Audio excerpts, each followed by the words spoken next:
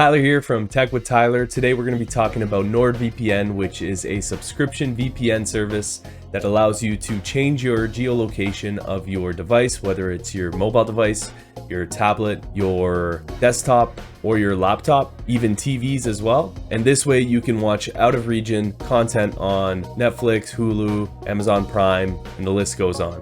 It also secures your connection so that your IP is not your actual IP from your local network. On top of this, it includes some other stuff depending on what package you go with, and we're going to talk about that next. Basically, there are 3 different tiers you can get with NordVPN. I currently have the standard plan, which is $12 a month. And then there is the Plus plan, which includes a password manager. And then there is also a complete plan, which also includes a 1 terabyte cloud subscription. There are always deals going around, so the $12 a month benchmark is a bit high for what people normally pay for NordVPN. If you were to opt in for their yearly or 2-year subscription, you would save a bundle on the price. There are deals always going on, so be sure to make sure you shop around for some coupon codes and then also check their website if you're looking to buy this VPN. Before we jump into the speed tests, let's take a look at the user interface on the desktop and mobile applications. The UI is very clean and very easy to use.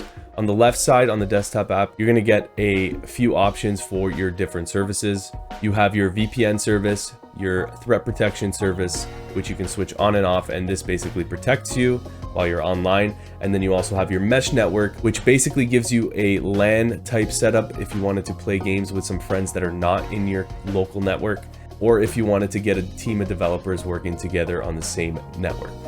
You also get the option for dark web monitoring, which will monitor the web for any leaked credentials or information about yourself so that you can keep up to date and make sure that you're safe. On the main VPN screen, you're going to see a map, and that's basically where you can browse around. You can swipe across the globe and pick your location and then click on it, and that will connect you to a server. You'll also have the option to type in any country you'd want and see if the VPN server exists under NordVPN server list. And then you can also browse by scrolling through the different countries and then clicking on them and picking a server location.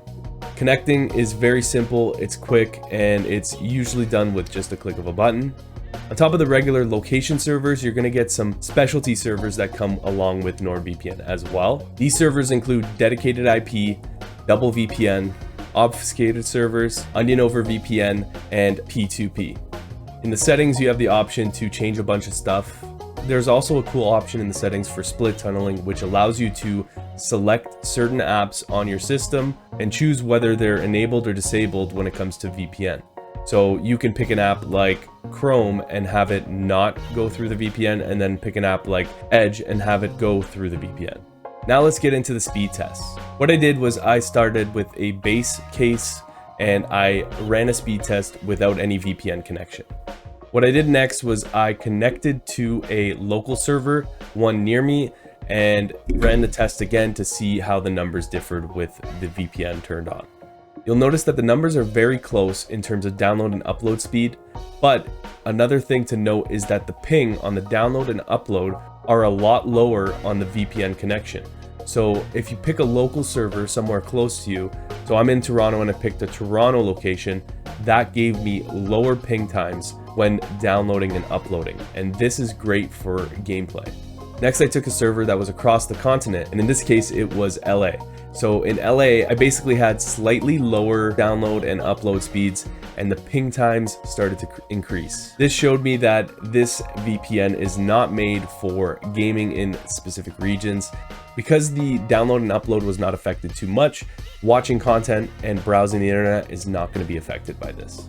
After doing the cross-continent test, I went ahead and did a test across the globe. I went to Hong Kong and chose a server there, and then I also did one in France. Hong Kong produced my slowest speeds, and that makes sense because it is the furthest location, which is okay. The France server did a little bit better than Hong Kong, but both produced ping times that were not going to be good for gaming at all. So if you're looking to get this VPN because you want to change your region and play games somewhere else, don't do it. It's not going to work for you. Overall, speed test was good, and I found that if you're using this for watching content from different regions, it's going to be great because the download speeds are awesome. And then also, if you want to use this for work to protect yourself while you're on the web, that's another good reason to use this VPN.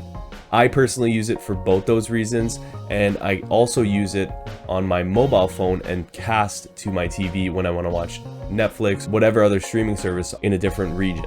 I find that the mobile app is very snappy, and as soon as you click and connect to a server, it's going to go ahead and do so, and then you can go ahead and open up any app and you're good to go. My overall verdict on this VPN service is that it is great for what you pay for. And in terms of best value, you're probably going to want to go ahead and pick that 1-year subscription up, because it's not too much more expensive than subscribing for a couple months. So what you can do is get the 1-month subscription, and then if you do like it, grab that 1 year on sale.